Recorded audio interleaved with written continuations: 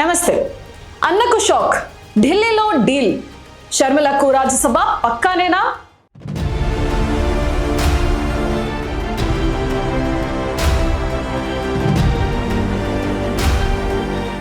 అన్నని సీఎం కుర్చీ నుంచి దించడంలో కీలక పాత్ర పోషించింది. తండ్రి ప్రాతినిధ్యం వహించిన కడపగడ్డపై అన్న పార్టీ ఓటు బ్యాంకును చీల్చేసింది.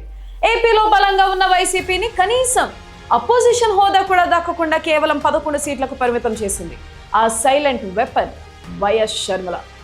ఏపీలో కాంగ్రెస్ కు అధికారం రాలేదు సరే, కానీ కాంగ్రెస్ అనుకున్న అతిపెద్ద టార్గెట్ ను షర్మిల కంప్లీట్ చేశారు. మరి దీనికి ప్రతిఫలంగా కాంగ్రెస్ హైకమాండ్ షర్మిలకు ఇవ్వబోతున్న గిఫ్ట్ ఏంటి? రాజ్యసభ సీటు దాదాపు ఖాయమన్న టైంలో సడన్ గా కర్ణాటక నుంచి ఎదురవుతున్న ఆ భారీ అడ్డంకి ఏంటి?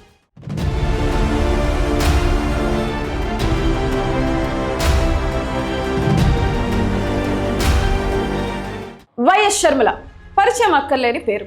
ఒకప్పుడు అన్న వదిలిన బాణంగా రాజకీయాల్లోకి వచ్చి ఆ తర్వాత తనకంటూ సొంత అస్తిత్వం కోసం తెలంగాణలో వైఎస్ఆర్టీపీ స్థాపించారు. 2 ఏళ్ల పాటు ఒంటరి పోరాటం చేసి చివరికి దాన్ని కాంగ్రెస్లో విలీనం చేశారు. హైకమాండ్ ఆమెకు ఏపీసీసీ చీఫ్ బాధ్యతలు ఇప్పించింది. అయితే అందరిలోనూ ఒకటే ప్రశ్న, షర్మిల వల్ల కాంగ్రెస్కు ఒరిగేదేంటి అని. కానీ తెర వెనక జరిగిన అసలు మ్యాజిక్ వేరే ఉంది. ఏపీలో వైసీపీ ఇంత ఘోరంగా ఓడిపోవడానికి, ముఖ్యంగా కడప రాయలసీమ జిల్లాలో వైసీపీ ఓటు బ్యాంకు చీలిపోవడానికి ప్రధాన కారణం షర్మిలే అని రాజకీయ విశ్లేషకులు చెప్తున్నారు. షర్మిల ప్లేస్లో ఇంకెవరు ఏపీసీసీ చీఫ్గా ఉన్నా వైసీపీకి ఈ స్థాయి డ్యామేజ్ జరిగేది కాదు. కాంగ్రెస్కు ఇది పరోక్షంగా లాభం చేకూర్చేదే.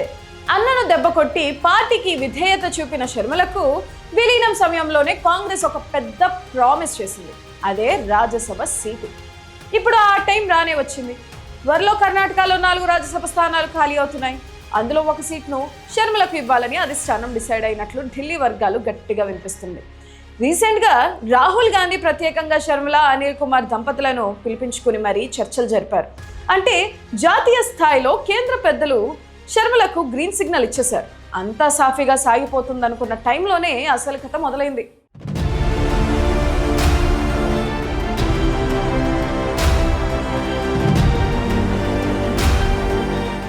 ఢిల్లీ పెద్దలు ఓకే అన్నా కర్ణాటక కాంగ్రెస్ నేతలు మాత్రం నో అంటున్నారట. ఎందుకంటే మరో 2 ఏళ్లలో కర్ణాటకలో మళ్ళీ ఎన్నికలు ఉన్నాయి. అక్కడ ఉన్నవి 4 రాజ్యసభ సీట్లయితే ఆశావహులు మాత్రం 6-7 రెట్లు ఎక్కువగా ఉన్నారు. దశాబ్దాలుగా పార్టీని నమ్ముకున్న సీనియర్లు రాజ్యసభ టికెట్ కోసం క్యూలో ఉన్నారు. ఇలాంటి టైట్ సిచ్యువేషన్లో పక్క రాష్ట్రానికి చెందిన షర్మిలకు మన కోటాలో సీటు ఎలా ఇస్తారు అంటూ స్థానిక కాంగ్రెస్ నేతల మధ్య రచ్చ మొదలైందని టాక్. మరోవైపు సీఎం సిద్ధరామయ్య తన వర్గానికి చెందిన వారికి సీట్లు ఇప్పించుకునేందుకు తనదైన సిఫార్సులు చేస్తున్నారు. ఇక సీఎంగా ఉన్న డీకే శివకుమార్ ఈ టైంలో నాన్ లోకల్స్కి సీట్ ఇచ్చి సొంత రాష్ట్ర నేతల్లో ఎందుకు అసంతృప్తి రగిల్చాలి అని తల పట్టుకుంటున్నారట.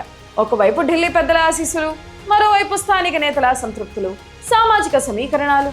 హైకమాండ్ గట్టిగా పట్టుబడి షర్మిలకి సీట్ ఇస్తుందా, లేక కర్ణాటక నేతలు ఒత్తిడికి తలొగ్గి షర్మిలను ఇంకొన్నాళ్ళు వెయిట్ చేయమంటుందా?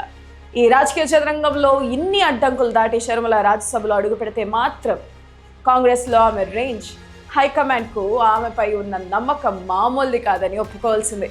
మరి మీరేమనుకుంటున్నారు? షర్మిలకు కర్ణాటక నుంచి రాజ్యసభ సీటు దక్కుతుందా, లేక లోకల్ పాలిటిక్స్ అడ్డుపడతాయా? కింద కామెంట్ చేయండి.